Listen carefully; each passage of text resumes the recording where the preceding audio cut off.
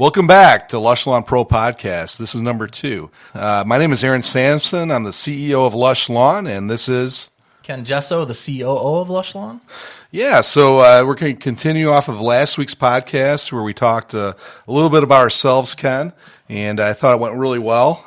We also talked about the origins of Lush Lawn and the journey that Lush Lawn has taken over the first 20 years, and hopefully the listeners and the viewers out there have found that to be very interesting. So what are we doing today? So today, what we want to do is broaden that a little bit. And instead of talking about just Lush Lawn, we want to talk more about the industry as a whole and the journey the industry as a whole has taken over the last 30 years. And then what do we predict over the next 30 years? And so that's a little bit of an entrance into science fiction over the next 30 years. It's going to be interesting. There's a little bit of guesswork involved. Hopefully there's more science than fiction in what I put forth over the next 30 years. But let's have at it, Ken. Yeah, I'm excited. I'll tell you what, Aaron, after the last episode, I had a lot of fun with it, right? Yeah. I learned a lot about you personally that I didn't even know after working with you for so long, and really excited to... Well, hey, it takes 2 to tango, hey. Yeah, so I'm excited to pick your brain about the industry as a whole, right? Yeah. We learned about Lush Lawn, so excited to pick your brain about lawn care itself, and without further ado, let's hop into it. So okay. All right, Aaron, so I want to take it back. Let's go back to early, mid-90s. What did the lawn care industry look like? What was that like then? Well, yeah. So, we're going back about 30 years, or maybe longer. And, I learned how to ride a horse and, attached the horse to a spray tank and start pulling it around. For the beginner, we might suggest the stepladder or mounting block.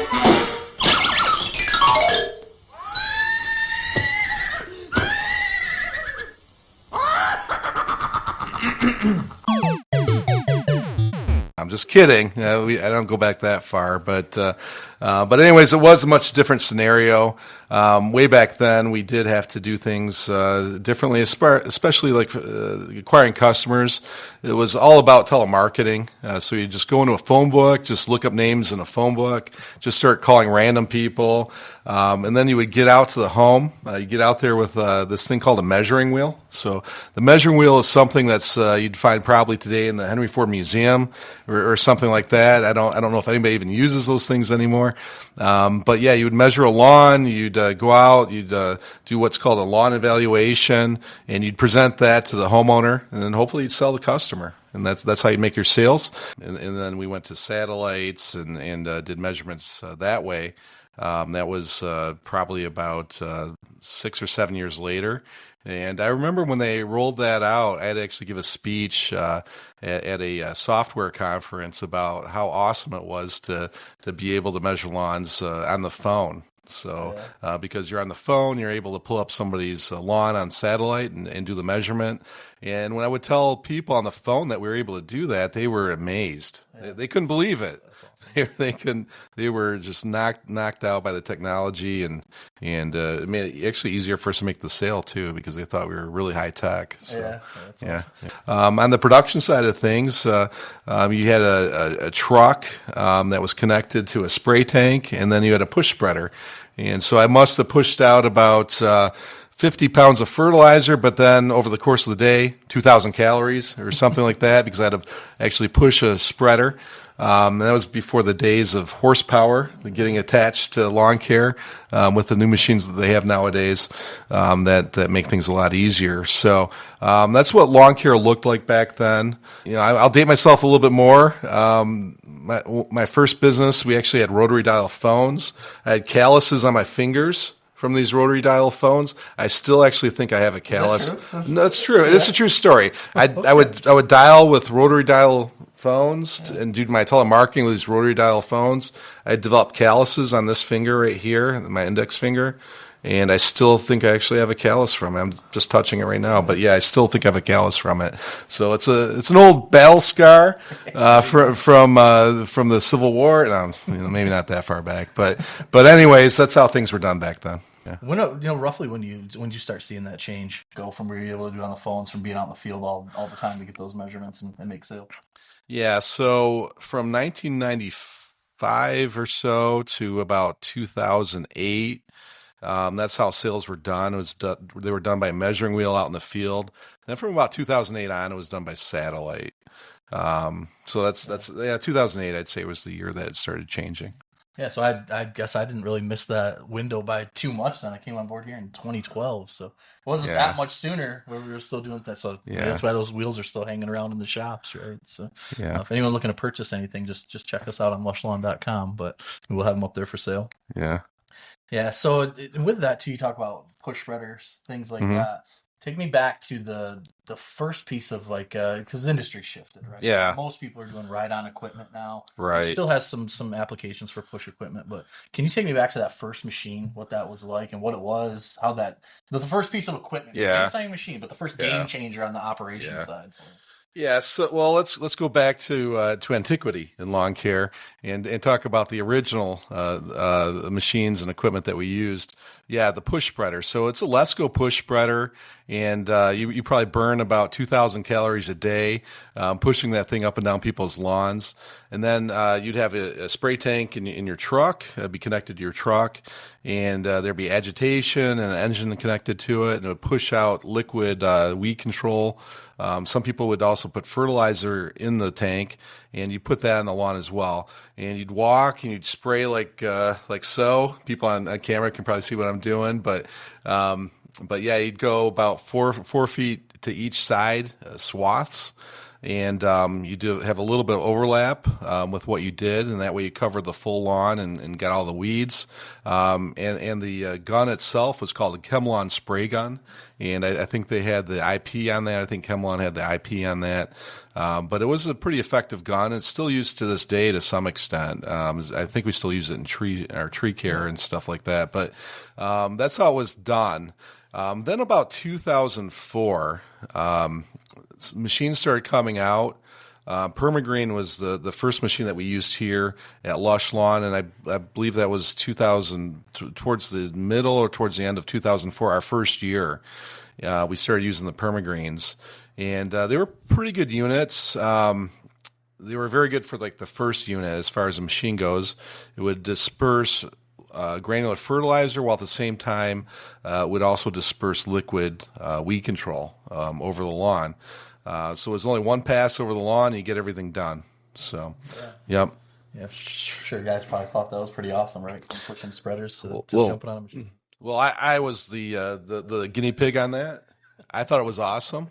My waistline didn't like it as much, so I put on a few pounds as soon as the switch happened. But burning less calories, but it was definitely a lot easier. It was actually more effective and more efficient for sure too. I'll bring it up. One of my favorite things to do is when you're talking from people with other in the industry, right? Other owners or executives or even just employees from within the industry, and you always hear we'll call them horror stories, right? You're sitting over dinner, and you always hear about the guy that flipped his machine, right, or ran his machine into a lake. Now you're out there by yourself. You're testing this machine out by yourself. Probably not a lot of guidance when you first started using it. Yeah. Anything you care to share? Was there any moment that happened with you that was a little maybe either scary or that was a mistake that happened out there? As far as the Permagreen goes, it was pretty anticlimactic. I did it fine. I didn't have any problems with that. However, the first time I used a Z spray, the first time I was looking to purchase one, definitely a bigger machine, way more powerful. The engine was probably 4 or 5 times as powerful. I took it and I ran it right into a fence. So that's what happened with the Z spray, and that was an ominous sign because we've been using those quite a bit ever since. That probably happened in like 2009. Okay, well, that's fun. It still happens to this day, so don't feel so bad. Okay. 30 years of training, guys still do it. So. Yeah. Let's keep that from our insurance company, I guess. But yeah, okay. Well, I hear. Okay. Yeah. You made a little joke about the insurance company. Not that they're really regulating us, but it does bring me to my next point. Okay.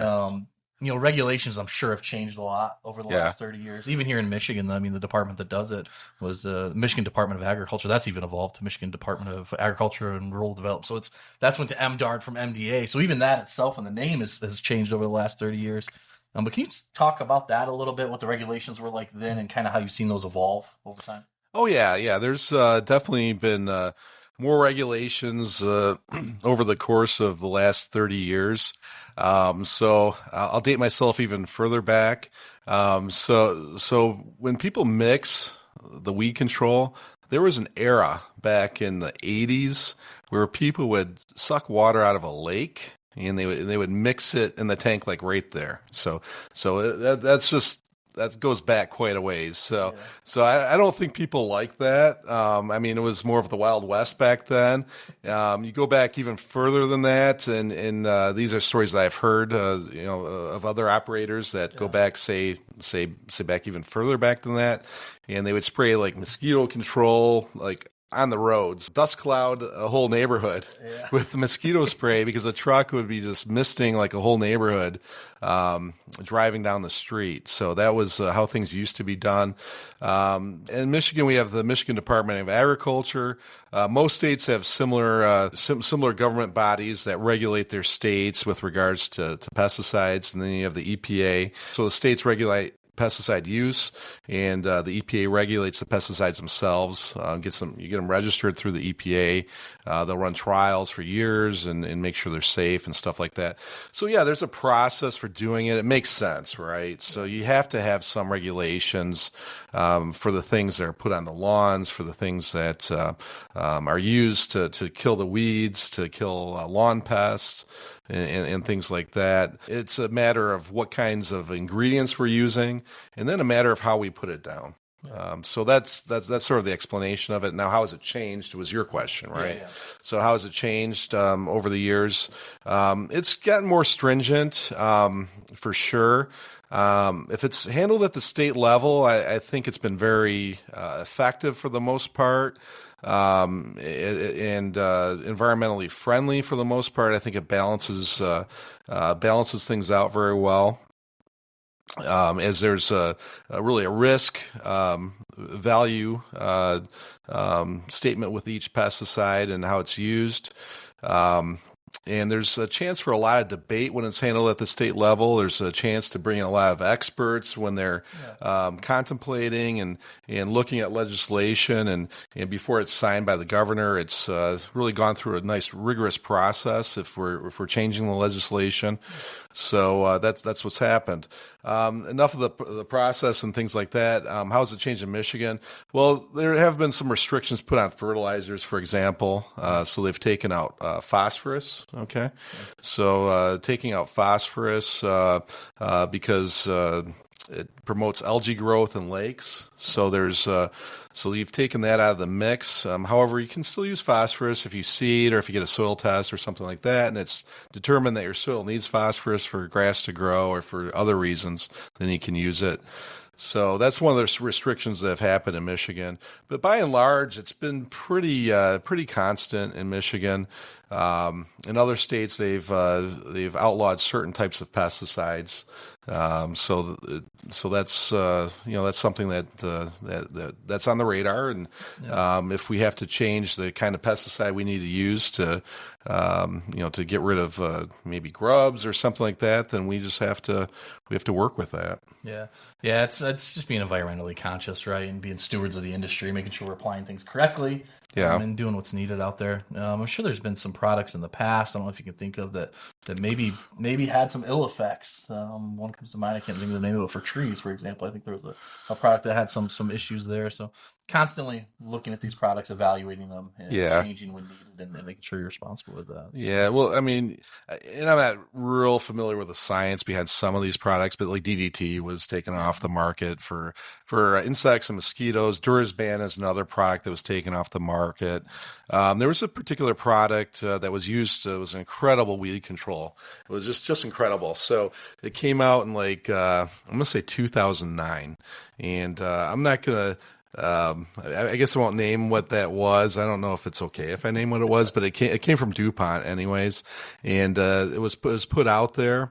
And I was supposed to go to a meeting at an event in Kentucky, Louisville, Kentucky. It's called the GIE, which they have these events every year for for vendors and industry insiders to get together and see all the new equipment, new products. And this was a new product, right? So so I missed this meeting with this guy to start purchasing this weed control.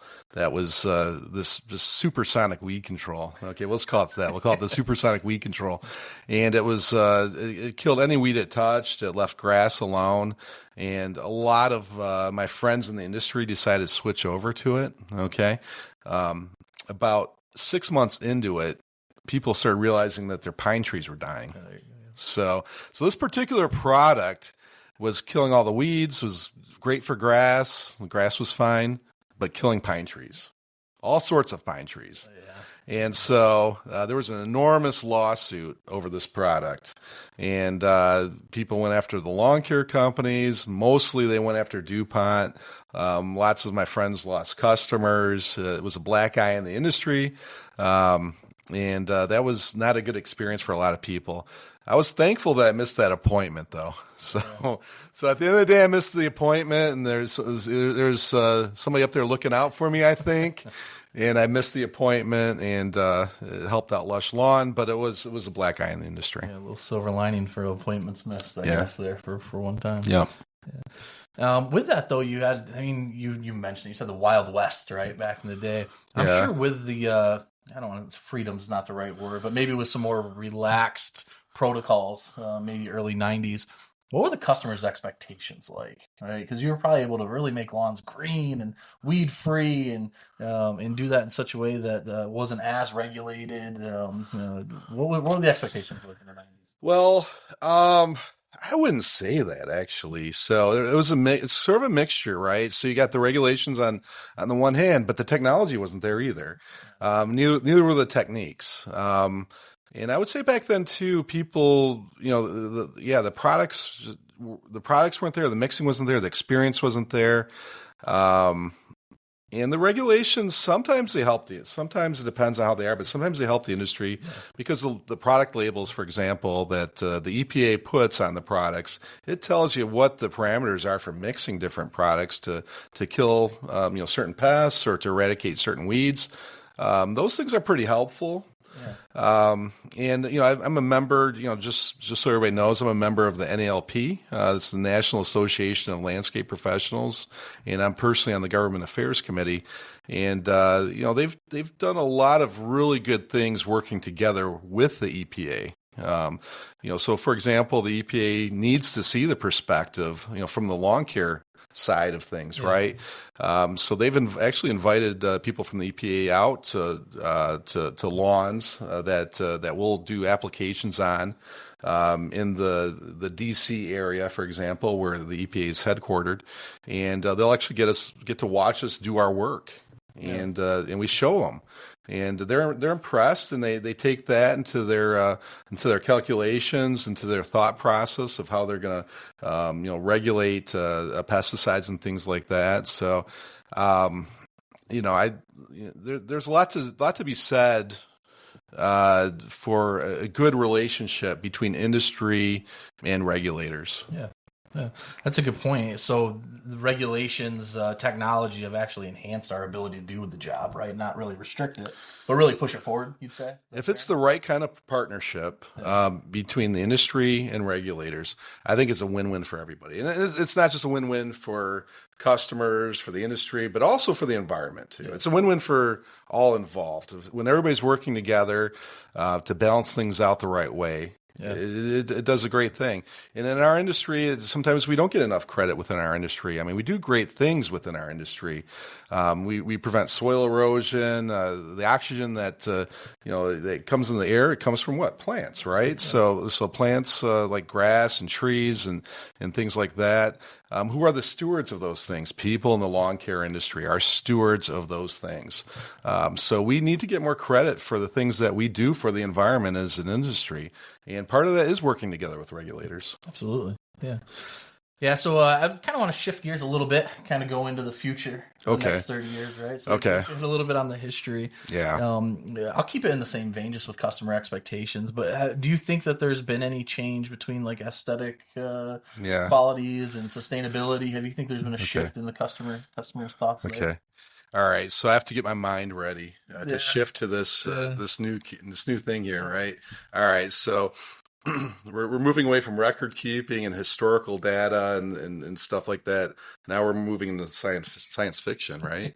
So your question is can you repeat that if you don't mind? What do you envision customer expectations to be? Right. So what are they going to be in 30 years? All right. So what are we seeing now? We are seeing some shift in customer expectations. Certainly purchasing has been changing again over the last 5 years. And so we're going to see continuation of that in the next 5 years, where people are purchasing more on the digital platforms as opposed to talking to somebody, as opposed to doing things on the phone or in person. People more and more are just wanting to push a button and saying, oh, yeah, let's, Lush Lawn or lawn care generally, it's more like an Amazon type of an experience. And we're going to go to the digital platform and we're going to get 5 lawn care treatments, 7 lawn care treatments, grub control and aeration. And it's all explained on the digital platform. So we're getting more and more of those types of things. And I think we'll see a lot of that in the future. Yeah. Instant gratification, right? It's moving more and more to people just want it now. But a lot of people just don't think they need to spend the time to talk to somebody. Yeah. And sometimes that's totally accurate, especially if you've got somebody that's knowledgeable as a customer.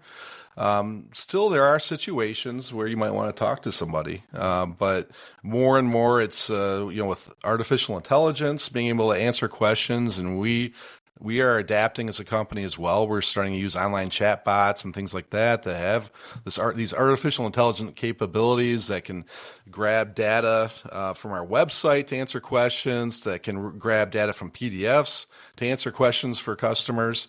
And so we're seeing more of a purchasing trend that way, where the person, the potential customer or the customer interfaces with something digitally. Yeah, absolutely. Now, you talk about the kind of the sales components, which you're speaking to there. What about the service? What do you think that's going to look like? Right? Are we going to be on the Jetsons finally coming to fruition in the next 30 years, or what's that look like? I think it's a matter of when you look at that. So, look outside of our industry for some guidance as well. I'll share with the viewers out there that I have a Cybertruck. Okay, so it's self-autonomous. It's got robotic steering capabilities, features. It reads red lights. It can drive me home, and I don't have to touch the steering wheel with my hands or touch the accelerator or brakes with my feet. And so that's how it works. And so do we see things like that happening in lawn care? Well, I think lawn care is a little bit behind the automobile. So I think eventually we'll see it go there. And I think we'll have some autonomous machines with regards to fertilizer and things like that. We already do have it in the mowing space. Right now in the mowing space, it's not quite as cost effective as it needs to be for it to be taken on by the public at large. But there is going to become a time where it will be. Yeah. And then with fertilizer, I would say the same thing. Yeah. So just a gradual expansion into the fertilizer. Automobile kind of starts it, goes through its path, and you think it'll hit us in the next 30 years. Yeah, there's autonomous mowers out there. There are, in the R&D phase, from what I understand, autonomous fertilizing machines out there, autonomous aeration machines out there. So it's a matter of time before we see that. We've also got smart lawn capabilities for irrigation and things like that. How would that apply to fertilizer? I'm not really sure, but there's probably some application there as well. So when we look at that, I would probably say it's 10 to 20 years out for a lot of those things, but maybe it's a little sooner, maybe it's a little bit later. Okay. Yeah, interesting. Looking forward to it, seeing what that brings. So, yeah, Aaron, you talked about the GIE a little bit ago, and I wanted to back up to that, right? Because this is something we talked about in the last 30 years. Since I've been part of this company, you still have employees go to this each and every year. It's actually coming up here middle of October. So looking forward to that. We got another few people going down there. But what technologies have you seen that you think are going to shape the next 30 years so far from that trade show there? Okay. Yeah, so I already talked about autonomous, but the other things that were pretty interesting when I went to the GIE probably about 3 years ago in Louisville, Kentucky. By the way, at the end of October this year, There will be this year's GIE with the newest equipment and other things for people to view and shop for. So I just want to communicate that to the viewers and the listeners of this podcast. Anyways, back to your question. There was a station a few years ago with drones, and I thought that was very interesting at the time. Still very interesting. So there were a lot of applications with drones that were starting to happen and are happening today with regards to mosquito control and taking a look at trees and things like that. And if you'll recall, maybe 10 years ago, we did buy our own drone, really just to look at trees. We couldn't carry any product with it or anything like that. And that was an interesting endeavor. I think we were a little bit ahead of the curve at the time. But we did have to get a FAA license, which is a Federal Aviation Authority license, I believe. And so we had to go through that process, which wasn't that hard. But there are some regulations associated with using a drone.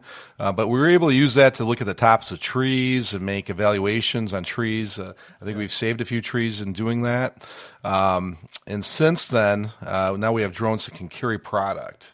And so there's other people using it for things like mosquito, but also for de-veg and other applications like that. So that was something that was very interesting. I'm assuming we're going to see some booths and some applications on artificial intelligence this year. I think we'll see some of that.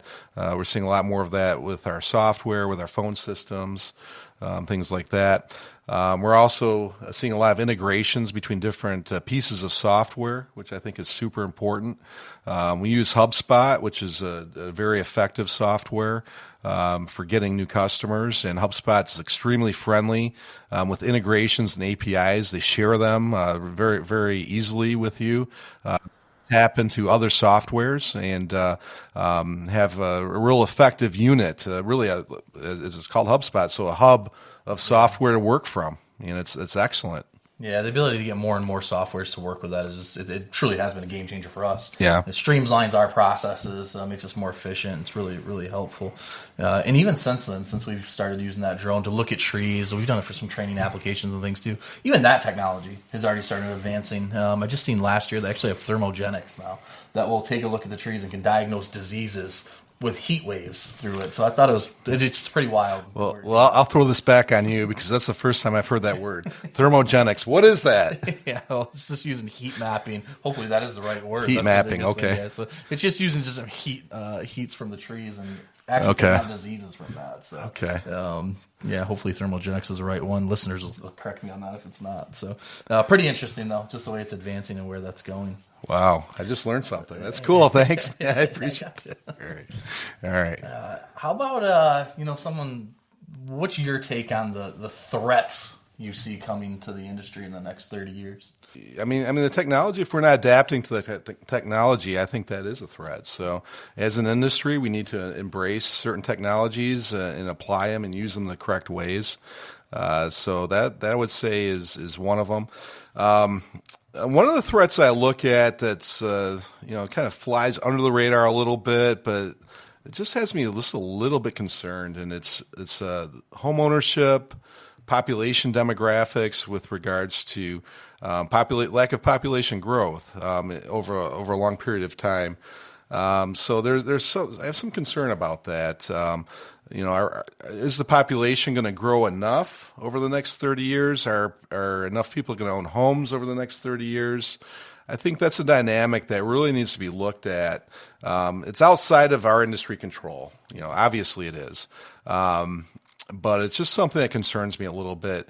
If we have very stagnant home ownership or even declining home ownership, then what does that look like for our industry? Do we have to provide more services to less customers to grow our business instead of adding more customers? Those are the kinds of questions that I'm constantly asking myself. Maybe I shouldn't be constantly asking myself those questions, but it's just something that intrigues me because I think it needs to be asked. Yeah, home ownership. There's some other things too that usually they'll take place on the West Coast, make their way here with different things on the electric side, equipment, right? That's something. Yeah. Do you see that kind of kind of really taken over with the noise is the biggest concern, I understand, and the emissions from it, but you see that taking over. Yeah, being a little bit of an insider, being able to get under the hood a little bit on the regulations, I have a little bit more of an understanding of where California is and why they're on the front lines of a lot of these reforms. California's EPA, and I can't remember what it's called exactly. They actually have the green light in California to do things that are not approved on a national basis, and no other state can do this. I don't know if you knew that, but no other state can do this. So when other states try to imitate California, they really can't do it the way California does. California is able to do this, so that's I think people might find that interesting. So why is California on the front lines of a lot of these things? That's the reason. Yeah. So with electric vehicles, for example, they can create electric vehicle mandates in California. Other states can't do it on a state-by-state basis. The rest of the country has to go through federal process, federal legislation to go ahead and do that. So that's something that they have been doing in California is the electric vehicle mandates, and then they're what's supposed to become even sooner was the electric equipment mandates. And so that's getting tied up in the courts and getting tied up right now. And it looks like the Trump administration got involved with it. So, but anyways, that's just sort of, they're on the cutting edge of those things, and that's why. Well, there you go. I learned something new, too. I didn't know that. So that's interesting. The only other one I wanted to touch. Yeah, there you go. The last one I kind of want to touch on that just is something that you see, and it's not really in Michigan yet, but a lot of people are, and you spoke to the benefits of what we do, right? What lawn cares do with soil erosion, carbon sequestering, you didn't use that term, but some different things that they really do provide oxygen. You see artificial turf. Yeah. And some of the warmer climates starting to become more and more prevalent. Do you foresee that kind of phasing out, or do you think that's something that we really should be concerned on and on the radar? Okay, yeah. So in Michigan, that's not really a thing, right? Artificial turf isn't much of a thing in Michigan. But when you look at the Southwest, there are certain municipalities and counties that are paying new homeowners not to put in lawns and instead of put in artificial turf. And it's really up to us as being in the industry to keep bringing home all the finer points of why it's so important for the environment, for people to have lawns. And again, lawns prevent erosion.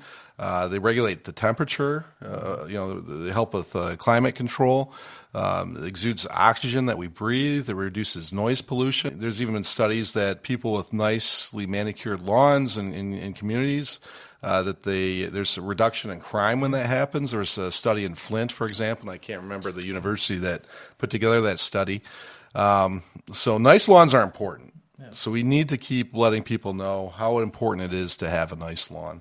So as long as we're able to get that message out, and it's an important message, I think lawns are the future. Yeah, absolutely. Now, on the back end of threats, a lot of people see these differently, and they kind of go hand in hand if you approach them the right way. How about opportunities in the next 30 years? What are you seeing as a big opportunity for the industry in the next 30 years? All right, so I said threats are automation, innovation, technology. Opportunities are also the same. It's the same thing there. So there's a lot of opportunities with regards to efficiencies that are going to be gained by the new technologies out there. You're going to be spending less time, for example, talking to customers for service, if that can be handled automatically through digital platforms. At some point, there's probably going to be some robotics involved with regards to lawn care and things like that, and that's definitely going to save some time.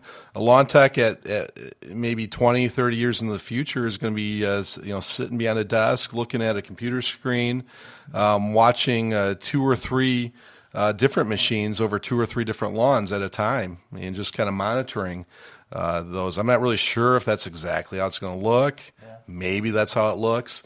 But it's going to be different. I mean, there's no doubt it's going to be different. Yeah. So that's just what I wanted to communicate with regards to opportunities. Yeah, so saving time, saving communication, better communication, all those things are going to happen, should happen in the future. Yeah, exploiting some of the what you perceive threats, right? Mindset, movement, opportunities. Yeah, so that's awesome. Yeah, another thing to really look at too. There's a lot of advancements with regards to satellite technology being applied to farming. I think some of that technology could come over into the lawn care space. How it comes over, I'm not sure. But I think some of that technology will eventually find its way into the lawn care space, because people in farming do a lot of the same things that people in lawn care do. They do it on a much different scale. They're also much more advanced as than lawn care. And some of those things I think will eventually find their way into lawn care. Yeah, exciting times over the next 30 years. Yeah.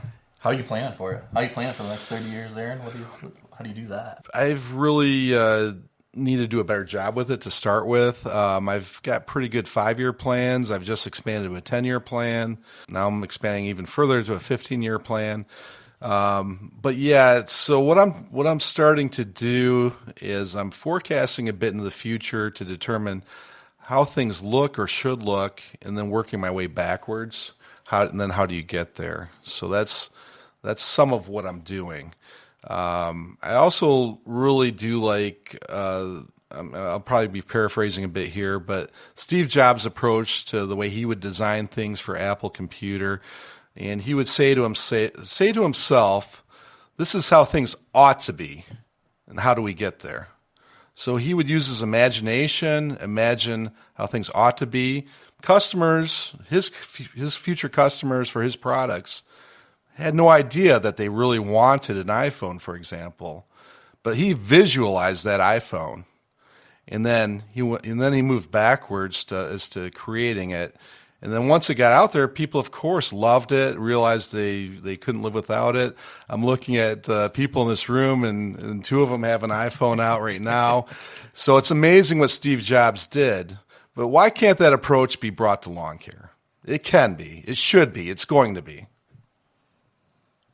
What do you say to that? That's awesome, man. It's got me pumped up for it. The last kind of point I want to touch on is, for the viewers, what do you say? What do you think's needed from like a skills and approach standpoint for someone that's kind of new to get in the industry? They want to start something up in the lawn care space.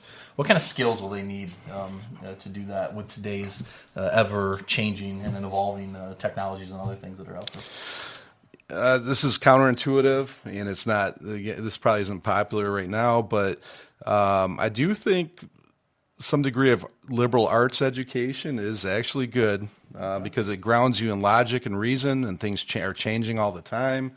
And so if you're well grounded in logic, reason, syllogisms, things like that, you'll be able to make smart decisions regardless of the changing environment and things like that. So, of course, I read a lot of business books. But one of my favorite books is Aristotle's Politics. Okay, so if you go back to Aristotle and his philosophy, it's based on logic and reason that held for 1900 or probably about 1900 to 2000 years is being one of the most important books and the best guide for people. So I know in the last episode I talked about Alexander the Great being my hero as a boy, okay, when I was 10 years old. Who taught Alexander the Great? You don't know. You don't know. It's fine.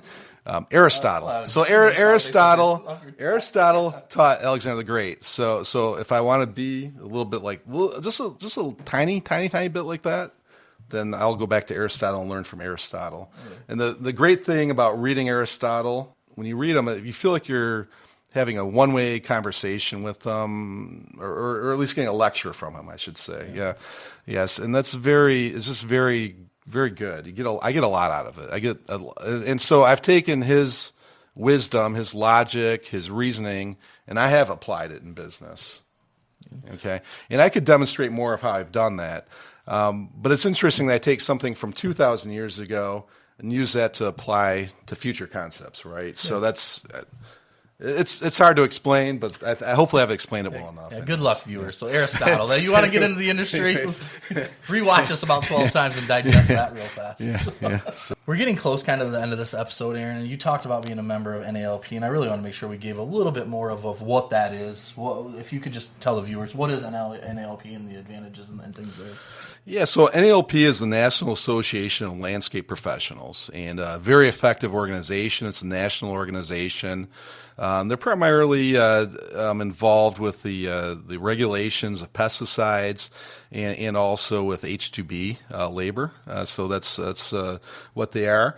I highly recommend if you're listening to this or watching it that you consider joining the NALP because we need advocates for our industry. Okay, it's very important for us to have a thriving industry. We're all in it and in it together, and NALP is our mouthpiece for that.